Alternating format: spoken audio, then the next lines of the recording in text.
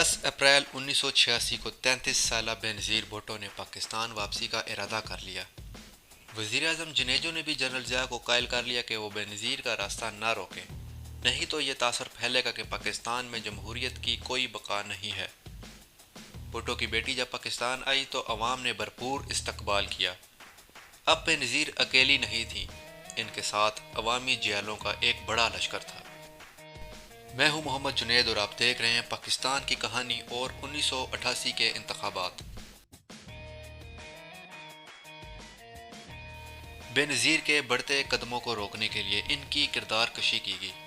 Peoples party کے رہنما فیصل صالح حیات سے ان کے تعلقات کی افواہیں پھیلائی گئیں۔ ان حالات میں نصرت بھٹو نے بیٹی کی شادی کا فیصلہ کر لیا۔ ان کی شادی آصف علی زرداری سے کروا دی۔ آصف علی زرداری کا کوئی سیاسی بیک گراؤنڈ نہیں تھا۔ اب بینظیر بھٹو ایک قدم پھونک کر رکھ رہی تھی، اسی لیے انہوں نے اپنے امیر سے ہونے کی خبر بھی میڈیا سے چھپا لی، لیکن ضیاء الحق کو اس کا پتہ چل گیا۔ ضیاء الحق نے انٹیلیجنس کو آگاہ کیا کہ وہ زچگی کے قریب درست تاریخ کا پتہ لگائیں تاکہ وہ ان دنوں میں انتخابات کروائیں اور بینظیر انتخابی مہم نہ چلا سکے۔ بینظیر بھی دشمن کی اس چال کو سمجھ چکی تھی، اس لیے وہ ڈھیلے ڈالے لباس پہننے لگی تاکہ کسی کو پتہ نہ چل سکے۔ اس کے ساتھ ہی انہوں نے یہ مشہور کروا دیا کہ وہ نومبر میں ماں بننے والی ہیں۔ اب ضیاء الحق نے الیکشن کی تاریخ بدل کر نومبر میں الیکشن کروانے کا وعدہ کر لیا۔ انہی دنوں ضیاء الحق کا طیارہ فضا میں تباہ ہو کر گر گیا اور ضیاء الحق جاں بحق ہو گئے، جس کی کہانی ہم آپ کو ہسٹری آف پاکستان کی پچھلی قسط میں بتا چکے ہیں۔ جنرل ضیاء الحق کے مرنے کے بعد طاقت کا خلاص ٹریجڈک ٹرائنگل نے پر کیا۔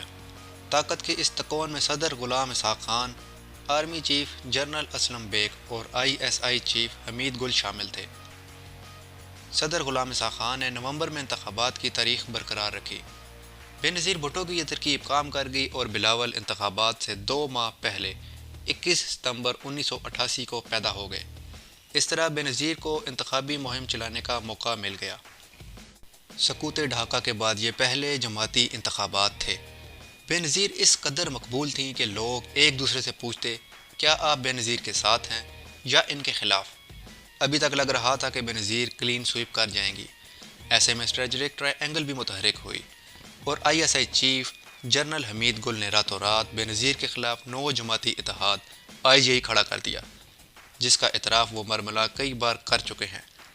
مسلم لیگ نون، جماعت اسلامی اور عوامی نیشنل پارٹی IGI کا حصہ تھیں۔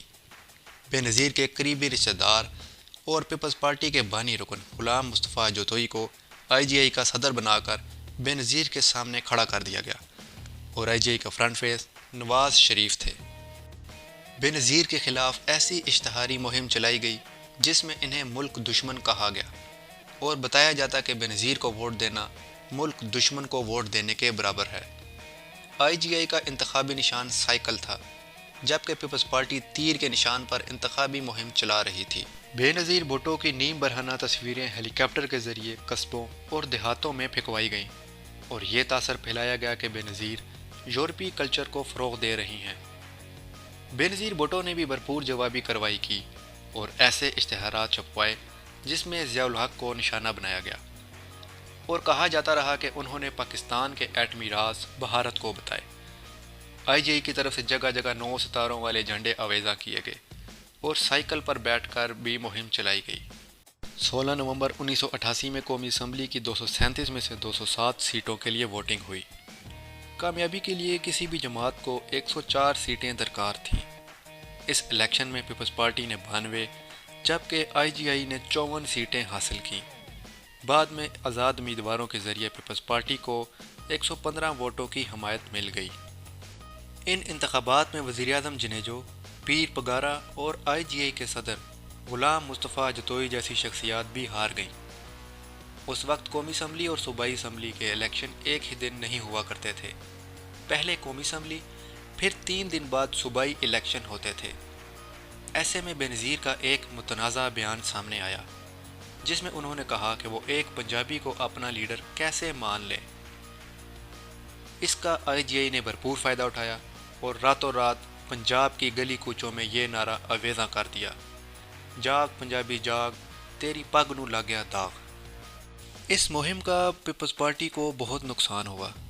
جب انتخابات کا نتیجہ آیا تو پنجاب میں 88 سیٹیں پیپلز پارٹی، 91 سیٹیں آئی جی آئی اور 18 سیٹیں آزاد امیدواروں نے جیتی۔ نواز شریف پنجاب میں وزیر اعلیٰ بن گئے۔ خیبر پختونخوا اور بلوچستان میں بھی آئی جی آئی جیت گئی۔ سندھ میں پیپلز پارٹی جیت گئی اور قائم علی شاہ وزیر اعلیٰ بن گئے۔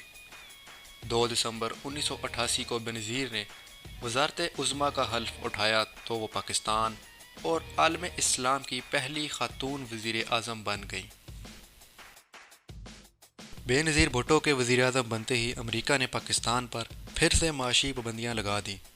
جنرل حمید گل اور اسامہ بن لادن کا خفیہ مشن کیا تھا، اور کیا بے نظیر بھٹو نے سکھوں کی فہرستیں بھارت کو دی تھیں؟ یہ سب ہم آپ کو بتائیں گے، لیکن ہسٹری آف پاکستان کی اگلی قسط میں۔